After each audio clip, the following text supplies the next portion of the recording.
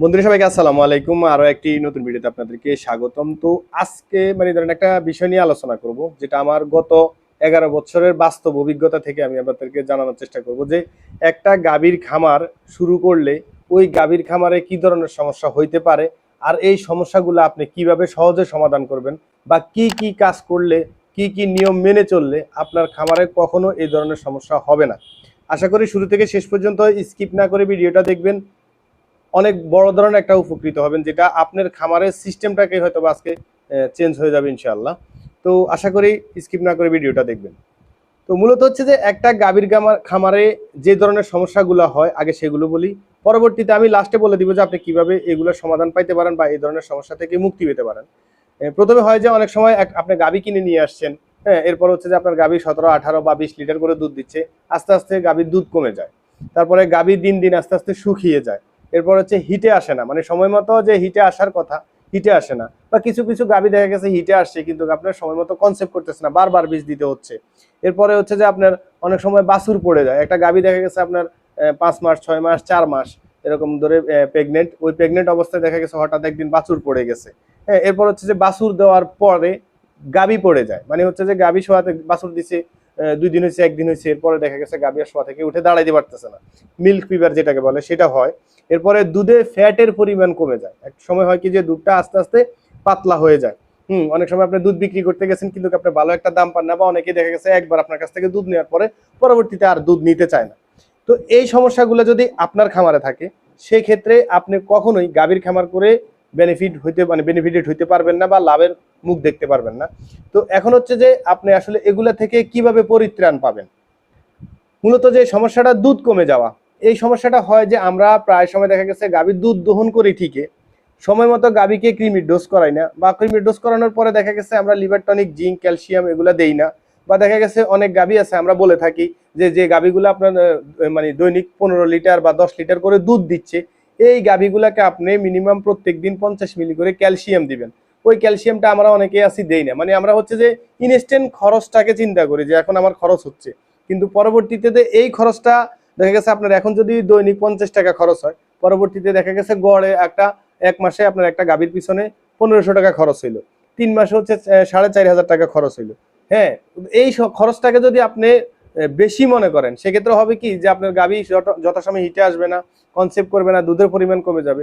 একটা সময় দেখবেন যে এই যে আপনি যে ক্ষতিটার কথা চিন্তা করলেন বা যে লসটার কথা চিন্তা করলেন, 3 মাসে 4500 টাকা, ওইটা দেখবেন একটা সময় বিশাল অঙ্কে পরিণত হবে। আপনার গাভীটা দেখা গেছে কোনোদিন যদি কনসেপ্ট না করে, সেক্ষেত্রে 2.5 লাখ টাকার গাভী 1.5 লাখ টাকা বিক্রি করতে হইতে পারে। তো এই বিষয়গুলো অবশ্যই মাথায় রাখবেন। আর হিটে না আসা, গাভী শুকিয়ে যাওয়া, এই যে আপনি যখন ঠিক মতো খাবার দাবার মেনটেন না করবেন, যেমন হচ্ছে যে আপনার ওর বডি ওয়েট অনুযায়ী ও কতটুকু খাবার পাবে, ওর যে দুধের প্রোডাকশন ওই প্রোডাকশন অনুযায়ী ও কতটুকু খাবার পাবে, এটা যদি আপনি বুঝতে না পারেন বা ওইভাবে যদি আপনি ম্যানেজ না করেন, সেক্ষেত্রেও এই ধরনের সমস্যা হইতে পারে, গাভী দিন দিন শুকিয়ে যাবে। কারণ হচ্ছে যে একটা গাভী যখন দুধ দেয় তার শরীর থেকে ক্যালসিয়াম ক্ষয় হয়, ওই ক্যালসিয়ামটা যখন আপনি ওকে না দেন, তখন সে তার শরীরের বিভিন্ন জয়েন্ট থেকে নেওয়া শুরু করে ওই ক্যালসিয়ামটাকে।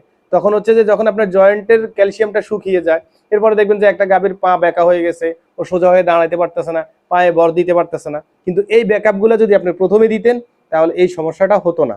তো হিটে না আসার বিষয়টা হচ্ছে যে ওই একই, আপনি সময় মতো যদি কৃমির ডোজ না করান, সময় মতো যদি ওর যে আপনার ভিটামিনের যে চাহিদা আছে সেটা যদি ফিল আপ না করেন, ওর বডি ওয়েট অনুযায়ী ওকে যদি খাবার না দেন, সেক্ষেত্রে ও বিভিন্ন অপুষ্টিতে ভুগবে এবং সময় মতো হিটে আসবে না, বা হিটে আসলেও কনসেপ্ট করবে না। এরপর হচ্ছে যে আপনার বাছুর পড়ে যাওয়া বিভিন্ন সময় হয়, একেবারে হিট স্ট্রোকের কারণে, বা অনেক সময় দেখা গেছে অতিরিক্ত তাপমাত্রার কারণে হইতে পারে, বা দেখা গেছে ও শারীরিকভাবে প্রচন্ড পরিমাণে যদি দুর্বল থাকে, সেক্ষেত্রেও হইতে পারে। এটা আদার্স আরো কিছু সমস্যা থাকতে পারে। এরপরে হচ্ছে যে বাছুর দেওয়ার পর পড়ে যাওয়া, যেটা এটা হচ্ছে যে আমরা যখন অনেকে আসি কি করি যে 7 মাস পরবর্তী, গাভী প্রেগনেন্ট হয়েছে 7 মাস হয়ে গেছে, 7 মাস পরবর্তী সময় দেখা গেছে গাভীর দুধ বন্ধ করে দেওয়া উচিত। অনেকে চিন্তা করে যে আমি 5 লিটার 8 লিটার দুধ পাইতেছি, আমি বন্ধ না করলেও মনে হয় চলবে। হ্যাঁ, দুধ পাইতে থাকি, গাভী যখন বাছুর দিবে তখন দেখা যাবে। এই যে অবহেলাটা, এবার এই যে আপনার দেখা গেছে আপনার এটার প্রতি একটা বলে যেটাকে অবহেলা, এই অবহেলা করেন যদি আপনি, বা ওই লোভে যদি আপনি পড়েন যে আমার এখন 8 মাস হয়ে গেছে, গাভী আপনার প্রেগনেন্ট হয়েছে, এখন যদি এই লোভে পড়েন যে এখনো তো আমার গাভী আমাকে 5 লিটার 8 লিটার দুধ দিচ্ছে, তাহলে সমস্যাটা কি? এই লোভে পড়লেও আপনি পরবর্তীতে আপনার গাভী পড়ে যাওয়ার সম্ভাবনা থাকবে। আর এই যে 7 মাস পরবর্তী সময়, অনেকেই আমরা মনে করে থাকি কি যে এখন তো আমরা দুধ দহন করতেছি না, হ্যাঁ, তারপরে এখন তো আমরা হচ্ছে যে ওকে মানে ওর কাছ থেকে কিছু নিচ্ছি না, সেক্ষেত্রে আমি তাকে ক্যালসিয়াম কেন দিব, জিঙ্ক কেন দিব, এগুলা কেন দিতে হবে? এই যে এটা যদি না দেন, সেক্ষেত্রে পরবর্তী যখন গরু বাছুর দিবে, গাভী বাছুর দিবে, তখন এই ধরনের সমস্যা আপনি পড়বেন, দুধ কমে যাবে। এরপর হচ্ছে যে আপনার যদি একবার গাভী যদি পড়ে যায় ক্যালসিয়াম শর্ট করে বা মিল্ক ফিভার হয়ে, সেক্ষেত্রে আপনার 5-10 হাজার টাকা প্রথম দিনেই নেমে যাবে। এক, দুধের ফ্যাটের পরিমাণ কমে যাওয়া। এখন যদি আপনি যথাসময়ে গরুকে ক্রিমির ডোজ না করান, যথাসময়ে যদি ওকে অনেকে আছে ক্রিমির ডোজ করায় ঠিকই, লিভার টনিক জিঙ্ক এগুলো দেয় না বা দেওয়া লাগবে এটাও মানে আপনার মনে করে না যে এটা দিতে হবে, হ্যাঁ, ওইটাও যদি আপনি না করেন এই ধরনের সমস্যা হবে। বা প্রচুর পরিমাণে যদি আপনার গাভী দুর্বল হয়ে থাকে, আপনার খাবারে যদি ফ্যাটের পরিমাণ কম থাকে, সেক্ষেত্রেও আপনার গাভীর দুধ পাতলা হয়ে যাবে, ফ্যাটের পরিমাণ কমে যাবে। গাভীর দুধ কখন পাতলা হয়? যখন ফ্যাটের পরিমাণ কমে যায়। এখন আসি যে আপনি আসলে মূলত করবেনটা কি। এই যে 8টা-9টা সমস্যার কথা বললাম, এই সমস্যাগুলো মোটামুটি বুঝতে পারছেন যে আসলে কি করলে আপনার খামারে এই ধরনের সমস্যা হবে না বা এই ধরনের সমস্যা আপনি পড়বেন না। তো একটা কথা কি, আপনি একটা গাভীর যদি বডি ওয়েট অনুযায়ী ওকে যদি খাবার দেন, ওর দুধের প্রোডাকশন অনুযায়ী ওকে যদি খাবার দেন, প্রত্যেকটা সময় যদি ওর টাইম মেনটেন করেন, কখন তাকে খাবার দিবেন, কখন তাকে গোসল করাবেন, কখন আপনার গাভী রেস্টে থাকবে, হ্যাঁ, মাসে অন্তত 10 থেকে 15 দিন যদি আপনি জিঙ্ক ক্যালসিয়াম দেন, সময় মতো যদি ক্রিমির ডোজ করান, ভ্যাকসিন দেন, সেক্ষেত্রে আমি মনে করি আপনি এই ধরনের সমস্যায় কখনোই পড়বেন না, আর আপনার খামারে কখনোই লস হওয়ার সম্ভাবনা থাকবে না। আশা করি এই পর্যন্ত দেখে থাকলে বিষয়টা বুঝতে পারছেন। যদি বুঝে থাকেন, অবশ্যই ভিডিওটিতে একটা লাইক দিবেন। আপনার প্রশ্ন, কোনো রকম প্রশ্ন বা মূল্যবান মতামত যদি থেকে থাকে, কমেন্টে লিখতে পারেন, আমরা অ্যান্সার দেওয়ার চেষ্টা করব। দেখা হবে অন্য কোনো ভিডিওতে অন্য কোনো বিষয় নিয়ে। আজকের মতো এখানে বিদায়। আসসালামু আলাইকুম রহমতুল্লাহি ওয়া বারাকাতুহু।